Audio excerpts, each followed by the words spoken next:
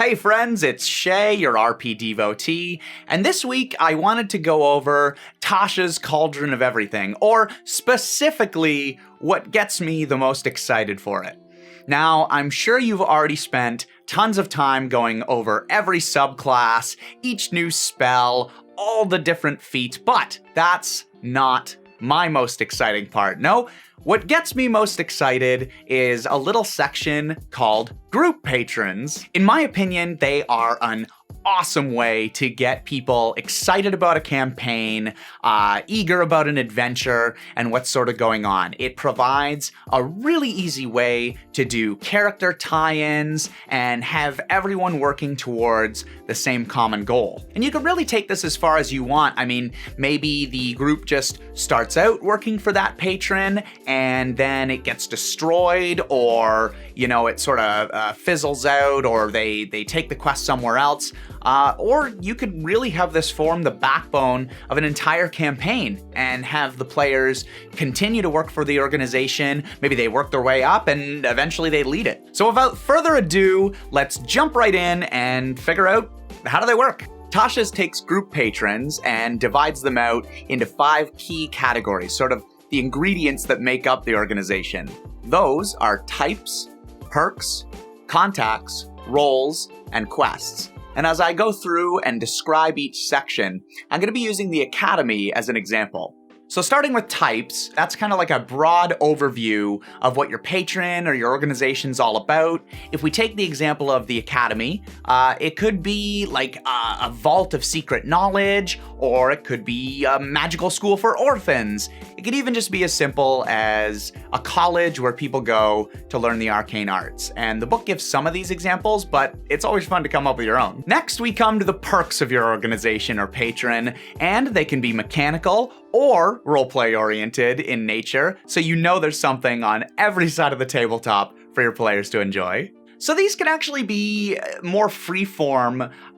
You might think about what sort of training the Institute could offer. So with our Academy, it could be what they specialize in for magic. Maybe they offer a discount on that, or what kind of research they have access to. So Magical Academy's got to have a library. Maybe they offer both public texts or some forbidden knowledge.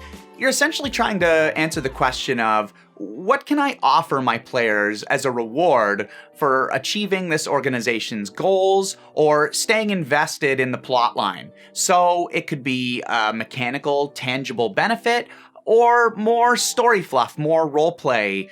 Maybe something's really important to them and you sort of want to foster that and keep it going with the organization. And if you really get a lot of buy-in from the players, you might find that they think working with that organization or patron is its own reward. Still, a magical item from a magical organization is pretty nice. Now, of course, you also have to answer, where's all the perks and information and rewards and everything coming from? Who's sending them on quests in this organization? And that is their contact. Maybe like a really old, wise figure that's well known in the Institute and really believes in them. Or maybe it's just a stern instructor who expects them to go on tasks. Make your players invested in the person who their contact is. So make them someone that they don't have to like them, but they're interested enough that they'll go on the quests for them, or they want to learn more about the character itself. Now you want to establish what role your player characters have in that organization. So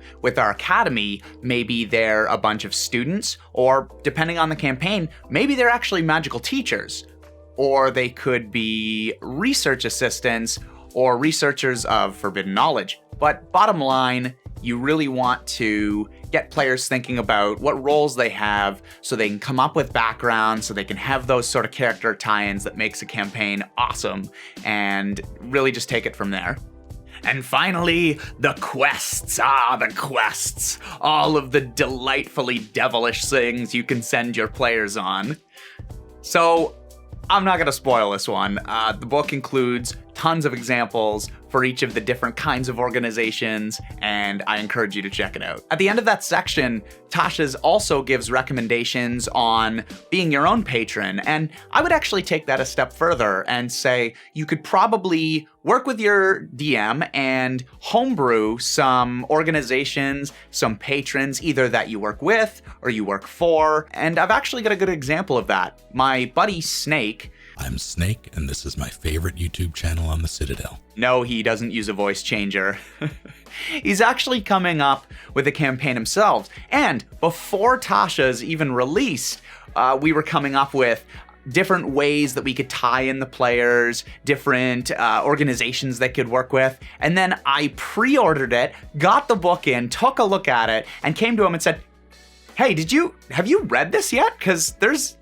And he said, no. And we were looking, and there all the patrons were. So we had preemptively homebrewed this exact idea. It was just a cool little story about how you can come up with your own stuff. And Tasha's is really just there to give you a bit of structure. I also wanted to give a special shout out to Tasha's for having a whole dedicated section to Session Zero. And that's both the in-game stuff of getting your players invested, doing tie-ins, as well as the out-of-game stuff like hard and soft limits, the social contracts you form when you play, and house rules.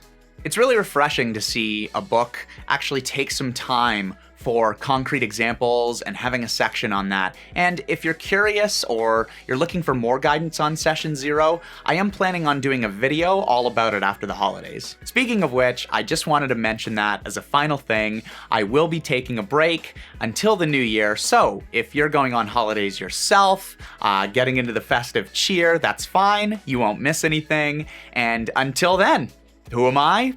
Just another snowy RP devotee.